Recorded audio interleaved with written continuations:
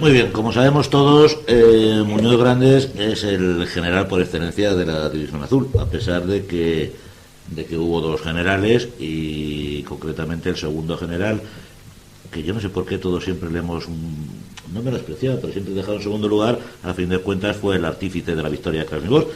Pero bueno, vamos a hablar de Muñoz Grande, nuestro general.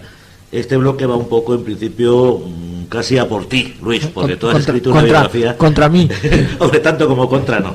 Pero sabemos que has escrito, en la trilogía de biografías has escrito, una de ellas era la de Muñoz Grande. Por cierto, la que menos éxito ha tenido, cuando yo pensé que sería la que tendría más. Para que veas. Bueno, yo he hecho mi pequeña apuesta a esa pregunta, vamos, pero la pregunta te la repito un poco a ti.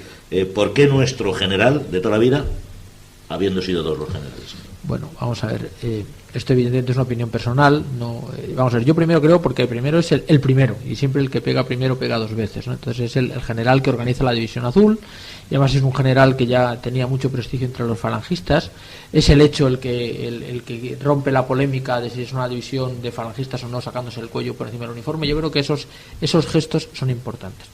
Segundo, también no nos engañemos, el general Muñoz Grande, aunque parezca, por lo menos a mi criterio, era un hombre que cuidaba mucho su propia fama. Tenía un estilo, digamos, muy austero y quizá muy marcial y aparentemente muy poco propagandístico, pero que al mismo tiempo yo creo que lo tenía muy pensado, y tenía ese estilo que él tenía de tratar a la tropa estaba muy pensado, ¿no? Y entonces eso le hacía ser muy popular con sus gestos, el famoso bocadillo que daba 32 veces, toda una serie de cosas que todos sabemos de Muñoz Grande, pero que eran verdaderamente importantes para el tema de la moral. Pero yo creo que lo más importante es que los dos generales, uno es el general de la victoria y otro es el de la derrota. Es decir, Muñoz Grande se va cuando todo el mundo piensa que Alemania va a ganar la guerra en semanas, por no decir en meses, y cuando vuelve, todavía Alemania no ha perdido la guerra. Vuelve en el 43 y todavía no ha pasado lo Stalingrado, y todavía las esperanzas de que Alemania venga son enormes. Es decir, la llegada a Madrid de Muñoz Grande es la llegada de un héroe victorioso. Esteban Infantes prácticamente se va, ya sabemos todos la historia de lo que costó que se hiciese cargo del mando, porque Hitler y los mandos alemanes no querían desprenderse de Muñoz Grande y tal. Llega, digamos, un poco a contracorriente, ¿no? Es la solución. Es un personaje probablemente, yo creo que como militar tan bueno o mejor que Muñoz Grandes, es decir, quizá con menos fama porque no ha tenido un papel tan relevante en la guerra civil, aunque no nos olvidemos que es uno de los militares que se subleva con Sanjurjo, en la Sanjurjada, y la gente no se acuerda, además un tío con gran cabeza militar, porque él ha publicado muchísimas cosas de historia y de táctica y de estrategia, pero llega justo en la época en que la guerra se está perdiendo, le toca velar la época, digamos, más mala, y de hecho, cuando él regresa a Madrid, él regresa como un general derrotado, es decir, no tiene entrada triunfal, llega con los divisionarios que poco menos ya están entrando, podríamos decir, no a escondidas, pero evidentemente ya no tienen los recibes triunfales de las primeras expediciones que regresan de Rusia. Cuando se le lleva a Madrid, pues prácticamente nadie le recibe, solo van a verles algunos compañeros, etcétera. Es decir, que evidentemente la situación cambia. Entonces yo creo que eso es importante porque la percepción, hoy día que vivimos, la percepción mediática es muy grande. Uno es el general de la victoria y otro es el general de la derrota. Otra pregunta, ¿por qué se envía a este general y no a otro? Porque el elenco de generales con experiencia, prestigio y capacitación era impresionante en aquella época en España. O sea, tal vez porque era medio falangista o falangista entero y militar a la vez, ¿puede ser? Yo creo que había varias opciones. Había algunas opciones que a mí me parecen impracticables. Se pensó llevar incluso algún falangista, ¿no? Que fuese, por ejemplo, Girón a mandar la División Azul. Mire usted, eso era impensable, que fuese un falangista que no tenía ninguna experiencia militar, pero como se la quiso politizar, se pensó. Yo creo que eso era impensable. Otra opción era haber buscado un militar, que era la opción Varela, ¿no? Es decir, haber buscado un militar que no tuviese ninguna ascendencia azul, y que es lo que le hubiese gustado a Varela, no por motivos militares, sino por motivos sencillamente ideológicos. Todos conocemos lo furibundamente antiazul que era Varela y la tirria que tenía a los falangistas. Entonces, los militares que podían ir eran relativamente pocos. Es decir, yo creo que se podían haber, digamos, pensándolos en el día de hoy, podían haber sido 3. Yagüe, podía haber sido Muñoz Grande y podía ser Asensio Cabanillas, probablemente serían los 3. Asensio Cabanillas no tenía suficiente categoría, aunque la guerra civil se había portado muy bien, pero es uno de los héroes de la marcha sobre Madrid. Os recuerdo que luego será ministro muy poco de tiempo después, es decir, que en aquella época todavía no es una de las espadas, pero era falangista y era un táctico y un estratega brillante. Otro podía ser Yagüe, probablemente hubiese sido el más idóneo, era el más falangista de todos. Yo, para mí, es sin lugar a dudas el mejor táctico de la guerra civil española, pero había caído en desgracia. Estaba desterrado en San Leonardo y era como para sacarle de allí para mandar la división azul. Además, era demasiado azul. Y sin embargo, Muñoz Grande era un tío bastante equilibrado. Es decir, había sido secretario general del movimiento, se había ganado sin ser azul, totalmente azul, el cariño de los falangistas y se había ganado el respeto. Era un muy buen militar y además era bastante filafranco, con lo cual, bueno, yo creo que era una opción razonable. Entonces equilibraba las presiones que tenía Franco por elegir. Era un general lo suficientemente bueno, lo suficientemente azul para ser aceptado por los falangistas y inicialmente poco conflictivo para ese curioso sistema de equilibrio de poderes que tenía la España de Franco. Yo, discúlpame un inciso muy rápido. Mira, hicimos una encuesta en el foro a propósito de esto, que era el general que podía haber sido idóneo, y evidentemente todo el mundo se decantó por Muñoz Grandes, por lo tanto la resolución fue acertada, ¿no? El candidato fue acertado, pero entre los candidatos por encima de los que has mencionado, Luis, que pues, Yagüe, salía la figura de García Baliño. Vamos a ver, García Baliño, yo creo que de todos los generales de la Guerra Civil Española, los dos mejores tácticos son García Baliño, Muñoz Grande, y Yagüe o viceversa. Pero vamos a ver, García Baliño era furibundamente monárquico juanista, y aunque era franquista, pero era muy y entonces en una división enviar un general monárquico como García Baliño con los azules, mal asunto, no hubiese sido mala cosa. Entonces Muñoz Grande era lo suficientemente azul para ser aceptable. También vamos a decir una cosa, yo no conozco la estadística, pero claro, es muy fácil saber quién era idóneo haciéndolo a posteriori.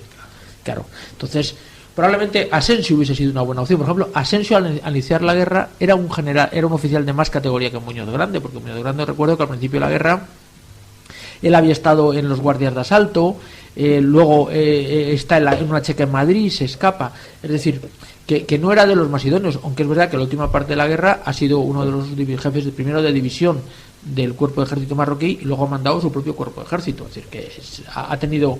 Pero bueno, fue una opción razonable, sobre todo que equilibraba las presiones internas dentro del régimen de Franco. Bueno, Luis, yo quisiera, hombre, sin entrar en demasiados detalles, que nos hicieras una somera biografía de Muñoz Grandes, no durante su estancia en la División Azul, sino un poquito antes, y bueno, cuál fue luego su después. Vamos a ver, yo creo que es uno de los militares que más ayuda a comprender la historia del periodo, digamos, de la tardía monarquía de Alfonso XIII, la guerra civil, la República y la guerra civil, y luego el franquismo. ¿Por qué? Porque es un hombre que muere el año 74, es decir, que prácticamente abarca todo el periodo que estamos, prácticamente de la historia del siglo XX español. Es un africanista nato, es decir, es el típico tío que empieza en regulares y luego manda una de las unidades míticas, que es la famosa Jarca de Muñoz Grande. Sabéis que la Jarca eran unidades de moros irregulares que cobraban una especie de salario, pero sin ir de uniforme, y eran una especie de bandoleros uniformados que se reclutaban. Los oficiales que las mandaban eran de una pasta especial. Si los de regulares y los de legión eran oficiales, digamos, la flor y nata de los militares africanistas, los de las Jarcas eran un poco más allá, ¿no? Porque eran militares que además mandaban unidades irregulares que además iban por delante de regulares y la legión. De hecho, el primer tío que desembarca en Alhucemas siempre se dice que es Franco con la legión. Pues no, lo primero que desembarca es la Jarca Muñoz Grandes, porque era la carne de cañón de la carne de cañón. Entonces yo creo que él tiene ahí digamos, donde realmente eclosiona su personalidad, es decir, la personalidad de soldado africanista, además muy duro, con un carácter muy espartano, muy poco dado a los lujos y eran gente que se pasaba a lo mejor 7, 8, 9, 10 meses en campaña sin ir a su casa, cosa que hoy día sería impensable, porque iban 6 meses a Afganistán que nos parece una época terrible, y seguramente lo sea, y vuelven rápidamente a los 3 meses, pero imaginaros 8, 9 o 10 meses con la jarca por el monte. Entonces yo creo que tiene esa etapa. Luego, yo creo que tenemos otro Muñoz Grande que es muy interesante, que es el fundador de la Guardia de Asalto. Él es el que crea los guardias de asalto, que sabéis que es lo que son los antecedentes directos de la Policía Nacional. Primero, hoy Policía Nacional, antes Policía Armada, antes guardias de asalto.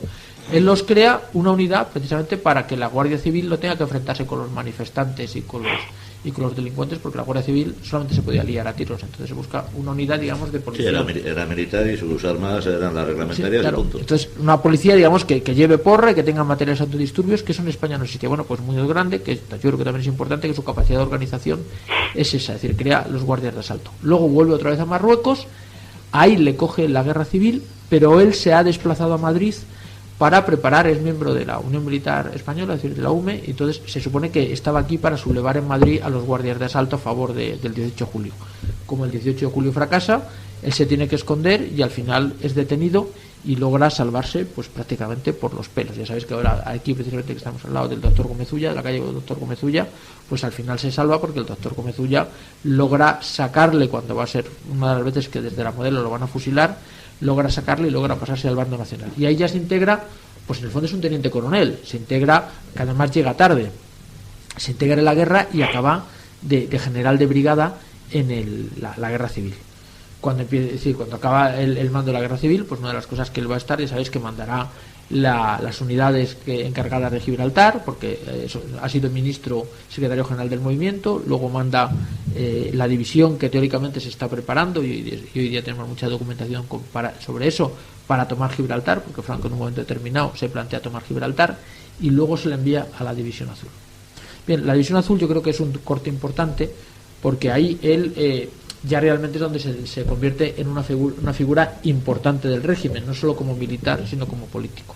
Y además empieza a conspirar, o empiezan más que él, porque la documentación que conocemos sobre él no tenemos conciencia de que conspirase, porque era un hombre además bastante prudente, con lo cual todo lo que digamos es especulación, porque no hay documentos que lo prueben, pero es cierto que empieza a ser uno de los nombres que se empieza a manejar de cara a los intereses alemanes en España de desplazar a Franco y de que España entre en la Segunda Guerra Mundial. Con él coquetean Yagüe, Don Juan, los alemanes, etcétera. Cuando vuelve, pues sale la famosa noticia aquella de la prensa española de la fierecilla domada. Es decir, que ha venido para, en cierta forma, se dice que para quitar a Franco del poder y hacer que España entre en la guerra, y Franco lo que coge es que le nombra jefe de su casa militar y lo coloca a 5 metros de él y lo lleva siempre a todas partes, ¿no? Hay miles de anécdotas de esa época donde Franco lo tiene en un cargo súper prestigioso, pero donde no manda tropa y lo tiene a 5 metros. Ya cuando, digamos, la guerra se ha perdido, yo creo que ahí da un giro muy importante. Franco, que era un gallego, yo creo que bastante cauto, llega a la conclusión que Muñoz Grande y esa generación de militares pro-alemanes ya han quemado todas sus naves y no pueden ir a ningún sitio, porque precisamente su opción hubiese sido con los alemanes, ha perdido la guerra, por tanto ya no van a conspirar contra él, y Franco, que era un tío bastante, digamos, yo creo que brillante en estas cosas, bastante político, aunque ahora se diga lo contrario, lo recupera. Y entonces, precisamente porque estos militares son sus amigos de toda la vida, son los africanistas, pero también es verdad porque ya el único barco que les queda es la fidelidad al régimen de Franco, que es donde pueden rehacer sus carreras. Entonces Muñoz Grande tendrá una carrera espectacular, que será de capitán general de Madrid, ministro del Ejército y luego vicepresidente del gobierno, ¿no? donde él yo creo que tendrá un papel muy importante, que es cuando intenta que Franco, si está decidiéndose que monarquía sí o monarquía no, él va a ser el que va a pujar fuerte porque don Juan Carlos de Borbón no sea rey de España, en una operación donde los azules probablemente echan una de sus últimas cartas, que es intentar que esto sea una regencia, y donde el proyecto de Arresi y el proyecto de Muñoz Grande es separar a los Borbones del trono. Como todos sabemos, la cosa salió mal y evidentemente al final Carrero Blanco y otros políticos del Opus lograron que don Juan Carlos fuese el elegido para fuese en el 65 heredero a título de rey. Muñoz Grande, en el momento que la partida está perdida, pues sigue fiel al régimen de Franco, siendo vicepresidente, la segunda espada del régimen, hasta que sabéis que muere pues ya bastante mayor, pues prácticamente muy poco antes de Franco, de un cáncer de pulmón. Se ahorra el espectáculo que lo hubiéramos dado. Bueno, esto ya pregunta ya es para todos en general. Ya dentro de la división, diferencias que existen entre tanto personalidad como forma de hacer las cosas entre Muñoz Grandes y Esteban Infantes. Bueno, ha dicho Luis y está lo cierto, eran dos personalidades muy diferenciadas, la de Muñoz Grandes y la de Esteban Infantes. Ambos igual de meritorios, ¿no? Como evidentemente se ha mencionado, a Esteban Infantes le tocó bailar con la más fea en aquel momento en que llega a posicionarse o a ser jefe de la división justo cuando Alemania se está produciendo en el frente del este las primeras derrotas alemanas, ¿no? Muñoz Grandes era un hombre cercano a la tropa porque era un hombre que apenas con una edad muy temprana, con 14 años, se integra y se incorpora en el ejército. Toda su vida la ha hecho en el frente y, bueno, pues por decirlo así, se ha desarrollado de esa manera. Que fuese además, estuviese al mando de una jarca, le hacía estar muy próximo siempre a lo que eran sus soldados y esto pues evidentemente le hacían ser, pues tener un reconocimiento por parte de ellos y una cierta admiración. Yo siempre le he calificado a Muñoz Grandes en general como al menos ese apelativo le hemos venido a dar como un general un tanto pues que iba rodeado de un cierto misticismo, que a lo mejor él mismo se trabajaba pues con ese reparto a lo mejor de bocadillos, ese aparecer en el frente, tanta cantidad de anécdotas que se cuentan de él, ¿no? En primera línea cuando a lo mejor esos soldados estaban calentando cercanos a una hoguera. En fin, Muñoz Grandes tomó decisiones pues muy contundentes, muy rápidas y muy cercano. Era un general bastante carismático, mientras que la idea que nos ha llegado de Esteban Infantes es que era un militar, un general más de academia, de Estado Mayor, más cercano a lo que era solamente lo que era la forma de vestir. Quizás nos desvele de alguna manera la personalidad de uno y de otro, ¿no? Muñoz Grandes en sus formas era muy simple en cuanto a que era muy austero, no quiero decir simpleza, sino que más bien austero, no hacía ostentación ni de condecoraciones ni de uniformes y tal, y bueno, pues eran dos maneras distintas y dos maneras diferentes. Si me permites, Muñoz Grande era de infantería, mientras que Esteban Infantes era infantería, pero era de Estado Mayor, que eso, cuando hablas de los militares marca, ¿no? Diferencias. Pero yo te voy a decir una cosa, es decir, quizá era un militar mucho más clásico y, por cierto, mucho más próximo al modelo de militar alemán Esteban Infantes. Probablemente estratégicamente era mejor cabeza Esteban Infantes que Muñoz Grandes, pero la verdad es que él tenía la capacidad de eso, él realmente era un capitán, Muñoz Grandes, ¿no? Entonces tenía la capacidad, como dices tú, de ilusionar a la gente. Lo que sí tengo claro es que toda esa fama de hombre, digamos, estoico, que el tío lleva un uniforme, era una cosa perfectamente estudiada. Es decir, era una forma de coquetería muy inteligente, pero era la manera de que todo el mundo sabía, digamos, era la manera de ser diferente. Es decir, es verdad que él era así, pero también es verdad que él se lo fomentaba. Es decir, era en el fondo una cierta forma de coquetería, de no llevar condecoraciones, de llevar un uniforme de tropa. Era la manera que todo el mundo se fijaba en él, precisamente porque era distinto a todos los oficiales y a todos los generales del ejército. Pero le salió bien la cosa, ¿no? Le salió estupendamente. Sí. Era la segunda espada del régimen. Sí, Carlos, te preguntaba a ti un poco también lo mismo. ¿Qué diferencias ves tú entre uno y otro? Yo, a la hora de tener una opinión sobre estos dos generales, francamente, como no tuve nunca un trato ni siquiera remotamente personal con ellos, y tampoco he indagado con la profundidad que ha hecho Luis en el caso de Muñoz Grandes, su biografía, francamente me quedo con la opinión de los veteranos. A mí la imagen que tengo de Muñoz Grandes, la imagen que tengo de Esteban Infantes es la que me han transmitido los veteranos, y vamos, no he oído a ninguno que hable de Muñoz Grandes de una manera distinta que con la mayor de las admiraciones, ¿no? Que hay ahí una cierta postura, no sé, como la que nos está comentando Luis, pues es muy legítima, posible, una postura legítima. Yo que lo sé con mucho detenimiento, pero desde luego lo consiguió. Los veteranos lo adoraban, los veteranos siguen hablando de mi general, y cuando están yo los he oído hablar a solas de darle, y entonces vino el Orejas y no sé qué y no sé cuánto. Es decir, un nivel de entrañable, pero a la vez de respeto, que no les he oído nunca hablar en esos tonos de Esteban Infantes. Entonces, para una unidad como la División Azul, donde era tan importante mantener el espíritu de combate de la tropa, que no está allí por una cuestión, digamos, de es la defensa nacional, tenemos que defender nuestras fronteras, nos da lo mismo quién nos mande, porque estamos luchando por el territorio español, ¿no? Sino que están inmersos en una cruzada ideológica, combatiendo a 5.000 kilómetros de casa. Creo que es muy importante tener un mando con las características de Muñoz Grandes. Y no puedo evitarlo, repito, que mi opinión sobre ambos sea la que me han contado siempre los veteranos, que ellos se habrían ido, vamos, a donde fuera, siguiendo a Muñoz Grandes, y nunca despertó ese entusiasmo Esteban Infantes entre ellos. Ahora, también digo una cosa, después Esteban Infantes se portó con sus divisionarios con una entrega increíble, ¿no? Nunca podremos olvidar que la primera gran obra histórica sobre la división se le debe a Esteban Infantes, no a Muñoz Grandes. Muñoz Grandes, pues sabemos que no es muy aficionado a escribir, en cambio lo subrayaba antes Luis. Esteban Infantes es el autor de una vasta obra histórica. Y no solamente ya del que escribiera este libro, que bueno, quizá ahora a fecha de hoy esté superado, pero que marca la primera historia auténtica de la división azul, la escribe Esteban Infantes, sino que además, como he tenido, repito, ocasión de convivir mucho con veteranos, todos me cuentan lo mismo. Si querían que alguien les echara una mano, no se atrevían nunca con Muñoz Grandes, porque Muñoz Grandes le decía: yo no os he llevado a Rusia para después concederos prebendas.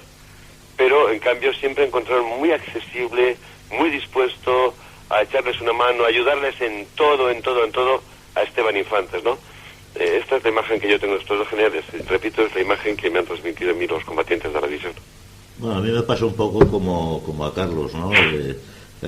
Tampoco conocía a ninguno de los dos, evidentemente, pero sí yo, bueno, lo que me transmitían los veteranos. Sin embargo, luego te pones a estudiar y para mí, personalmente, creo que el gran artífice de la victoria de Krasny Bor, ya entraremos en detalle en su día cuando nos toque, fue Esteban Infantes. Aparte, además de la resistencia divisionaria, etcétera, las medidas que tomó fueron de un nivel de inteligencia que para mí salvaron la situación antes de empezar la batalla. Convéncete, Manolo, al final uno es el general de la victoria y otro es el general de la derrota, y la victoria tiene muchos padres y la derrota es huérfana. Sí, probablemente. Bueno, yo quisiera que me contaras los devaneos que tuvo con don Juan. Bueno, la verdad es que el archivo Muñoz Grandes es un archivo un poco especial, porque, como decía Carlos, no era un hombre aficionado a escribir, y entonces, bueno, la gente guarda los papeles que guarda. Y hay sobre ciertos temas sobre los que uno procura no dejar nada escrito. Entonces, es curioso que en un momento determinado, don Juan de Borbón, porque yo lo he podido ver a través de tres archivos: el archivo de Vegas Latapié, monárquico y miembro de la camarilla de don Juan, el archivo Yagüe y el archivo Muñoz Grande. Yagüe deja muchas cosas escritas, Muñoz Grande no deja escrito nada sobre el tema, aunque sí guarda los papeles que le envían, y el de Vegas Latapié deja también una serie de testimonios. Don Juan, en un momento determinado, él sobre todo su camarilla, se planifica la posibilidad de quitar a Franco del gobierno de España y colocarse él a través de la mano de los alemanes. Entonces, el plan es muy sencillo, es decir, él ofrece que si los alemanes quitan a Franco, yo me convierto en rey, entre comillas, nazi de España, y el precio de esa sustitución, que no, donde Franco es desplazado, pero evidentemente ni fusilado ni nada, sino sencillamente puesto en un segundo plano, porque se instauró la monarquía, sería que España entrase en la Segunda Guerra Mundial. Entonces, hay que se barajan, digamos, varias posibilidades. Una, evidentemente, el apoyo directo de los alemanes, que don Juan pensaba que uno podía ser a través de la División Azul. Dos, a través de las camarillas monárquicas que colaboren con los alemanes. Y tres, una conspiración falangista en los cuales intentan meter a Yagüe, en los cuales desplazar a Franco, apoyado por falangistas, para entrar en la guerra y que don Juan sea una opción. Bien, lo que nos interesa es la correspondencia que tiene con Muñoz Grande. Él intenta tener varias entrevistas con Muñoz Grande en Alemania, incluso unas en Berlín y otras en Viena. Muñoz Grande, a pesar de que le envía a varios oficiales de su confianza que hablen con él, yo sé que lo reciben, porque tenemos constancia de que es recibido, pero Muñoz Grande nunca contesta a don Juan y nunca tiene la entrevista, aunque sí sabemos que hay una serie de correspondencia, digamos, lateral, donde está claro que Muñoz Grande está hablando con algunos militares y preguntándoles qué está pasando en España y por qué España no entra en la guerra, aunque no hay ningún documento que diga taxativamente que él está conspirando contra Franco. Pero sí es cierto que se está moviendo, digamos, en unas aguas entre entre Pinto y Valdemoro. ¿Por qué? Porque hay un sector del ejército español de diferente ideología, no solamente monárquicos, pero que son Muñoz Grande, que son Asensio Cabanillas, que son Yago, etcétera, que piensan, y estamos hablando del año 42, que si España no entra en la guerra va a perder su oportunidad de oro, digamos, en ese nuevo orden internacional que sin lugar a dudas va a restablecer a Alemania, bueno, pues de tener su parte de victoria. Entonces hay que participar en la guerra, y a cambio de eso, pues seguramente lo que podemos hacer será quedarnos con todo el tema del oranesado, de Túnez, de Argelia, y crear otra vez el viejo imperio africano que soñábamos en la época de Isabel II. Entonces, os recuerdo el libro de Arelce y Castilla, Reivindicación Histórica de España. Evidentemente, recuperar Gibraltar y tal. Entonces, ellos dicen, si participamos ahora en la guerra, tendremos unos beneficios. Bien, entonces, en ese mundo se mueven estos militares, que unos son juanistas, otros en un momento determinado competían con Don Juan, y otros como Muñoz Grande, pues como es el general más famoso del momento porque manda la División Azul, todo el mundo piensa, entre ellos Don Juan, que la División Azul puede ser la pieza que regrese de mano de los alemanes a España y cambie la suerte y quiten España y quiten a Don Juan. Sí, a raíz de esto que estás comentando, también se ha escrito mucho sobre intentos alemanes, digamos, del Tercer Reich, de acercamiento a Muñoz Grande, también un poco de tipo conspirativo contra Franco para apartarle. ¿Qué de cierto hay en esto? ¿Qué es lo que hubo? Vamos a ver, hoy día tenemos documentación alemana, pero nunca tenemos... Bueno, Muñoz Grande es un hombre mucho más inteligente de lo que pueda parecer. Él tuvo la picardía de no dejar nunca nada escrito. Es decir, si conspiró o no, solamente lo sabe él, o a lo mejor lo sabe su hijo porque queda algún papel, pero que yo no he visto, porque si yo soy consciente de que la documentación que me dio su hijo, del cual estoy muy agradecido, pues él, la documentación me la dio seleccionada. Entonces a lo mejor me la dio toda, pero yo sé que él cuando me dio la documentación la conocía perfectamente. Es decir, que si había alguna documentación conflictiva que él entendió que no me debía dar, no me la dio, o a lo mejor es que nunca existió. Lo que está claro es que no tenemos ninguna prueba. Es verdad que sí hay unos rumores de que Muñoz Grandes, digamos, tiene entendimientos con los alemanes, pero no hay ningún documento que lo pruebe. Y sí tenemos documentos... Bueno, más que Muñoz los tenga, intentos por parte de los alemanes de tenerlos con Muñoz. Sí, eso sí lo hay, pero bueno, y de hecho las condecoraciones, etcétera, etcétera, evidentemente son parte de esa maniobra de acercamiento. Es verdad que los alemanes en el fondo eran un poco operativos. Tenemos un poco la mística de la eficacia de alemana del Tercer Reich, y luego no eran tan eficientes, la prueba está que perdieron la guerra. Sí, algo falló. Es decir, algo falló, ¿no? Porque los servicios secretos alemanes parecían aquí los españoles ahora, ¿no? Que actuaban, por un lado el partido nazi actuaba por su lado, por otro lado el Ministerio de Asuntos Exteriores por el suyo, por otro lado las SS. Entonces al final esos tentáculos que cada uno quería apuntarse al punto de un objetivo hacían que fuesen poco operativos. Pero sí es cierto que se plantifica. Al final, ¿qué es lo que ocurre? Que no se tenía muy claro que la entrada en España en la guerra compensase. Cuando tenía que haber entrado España en la guerra, los alemanes pensaban que no compensaba, y cuando sí tenían claro que España tenía que entrar en la guerra, está claro que España no iba a entrar y tampoco iban a poder forzar la invasión de España, con lo cual, bueno, pues les cambiaron los tempos y fue imposible. Pero sí es cierto que hay una serie de sectores importantes, digamos, de divisionarios, etcétera, que son partidarios de la intervención alemana, sobre todo en el año 42, que es donde realmente todo el mundo piensa que va a ganar la guerra. Al final, ¿qué ocurre? Sobre todo a partir del 43, que tanto gente, vamos a poner el caso más característico, Yagüe, porque es el más conocido, que conspiran a favor de los alemanes. Ellos realmente no conspiran a favor de los alemanes, conspiran a favor de España. Y cuando ven que la guerra para los alemanes está perdida o que no está clara, dejan de conspirar a favor de Alemania, porque ellos, no nos olvidemos, son patriotas españoles, no patriotas alemanes. Entonces, quieren entrar en guerra a favor de Alemania por un beneficio para España, no para un beneficio a favor de Alemania. Y cuando evidentemente ya tienen claro que el sol de Austerlitz de Hitler ha empezado a cambiar y que a partir del 43 la guerra no está clara que se gane, y luego según avanzan los meses que se va a perder, evidentemente sus simpatías están con el Tercer Reich, pero todos, Yagüe y todos los demás, tienen claro que no van a entrar en la guerra porque a España ya no le interesaba. Entonces, en ese momento, que es donde se podía haber forzado la situación, el Tercer Reich tenía cosas que les preocupaban más que digamos que la situación de España, y evidentemente bueno, no forzó. Ya le te hago la pregunta del anuncio. ¿Y Franco qué dice de todo esto? Bueno, Franco, vamos a ver, yo creo que traducido la pregunta sí, algo ya más seria, es decir, esto ¿qué implica o qué consecuencias lleva para las relaciones entre Franco y Muñoz Grande? Bueno, vamos a ver. Primero que yo diría una frase que le hice Franco a Girón en junio de 1939. está hablando con Girón en el Palacio de Ayete y están hablando de la guerra que va a empezar unos meses después. Entonces Girón le pregunta a mi general, bueno, ¿y qué va a pasar? Y dice, mire usted, Girón, va a ser una guerra entre los invencibles, que son Alemania, contra los inagotables. Y esta guerra la van a ganar los inagotables. Y este testimonio está en las memorias de Girón y es de 2 meses antes de la guerra. Es decir, que Franco, está claro que sus simpatías estaban con el Tercer Reich, eso yo siempre lo he tenido evidente, que evidentemente luego las irá matizando, pero también tenía claro que esa guerra probablemente los alemanes le van a perder, o por lo menos eso le dice a Girón, lo cual es bastante significativo porque todo el mundo pensaba que el Tercer Reich era invencible. ¿Y él qué hace? Bueno, pues yo creo que él nada y guarda la ropa junto con Jordán, es decir, él lo que le interesa son los intereses de España, y entonces él lo que hace es que está digamos salvaguardándolos. Yo recuerdo que los socialistas y comunistas y anarquistas no son una amenaza para el régimen de Franco.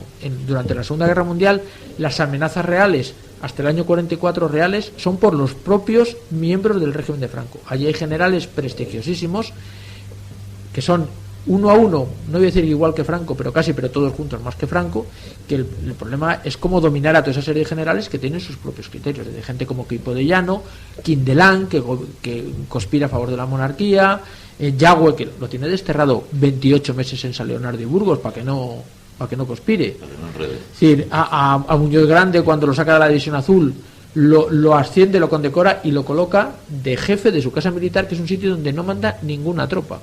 Y eso le hace que se gane el apodo de la fierecilla domada. Entonces yo creo que Franco ahí tiene una labor, digamos, doble, es decir, de salvar, evidentemente, la intervención de España en la Segunda Guerra Mundial, que hoy día todo el mundo tiene claro que hubiese sido absolutamente nefasta, por lo menos si la guerra acaba como acabó, y luego evidentemente también no nos engañemos, salvaguardar su propia situación en el régimen, es decir, porque normalmente muchos de estos generales que conspiraban con los alemanes, el precio de la intervención era desplazar a Franco para colocarse a alguno de ellos o en muchos casos colocar a Don Juan, con lo cual él, muchos de ellos además pensaban que el caudillaje debía durar lo que durara la guerra y y dar paso a Don Juan. Otros casos, por ejemplo el caso de Yagüe, pues que Franco siguiese gobernando pero evidentemente entrando en la guerra, es decir, que había muchas. Entonces Franco tiene quizá la gran habilidad, no un bloque monolítico como se nos vende ahora, sino que al contrario, es la famosa frase aquella de Narciso Perales que decía que gobernar a Falange es más difícil que llevar 4 gatos en fila por la Gran Vía con un palito. Pues lo de Franco era lo mismo, el régimen eran no 4 sino 20 y él quizá la gran... pero tú ya sabes que la Falange, mientras queden siglas, no hay problema. Bueno, la Falange era bastante conspiratoria, ¿eh? La Falange conspira contra el Estado, contra ellos mismos.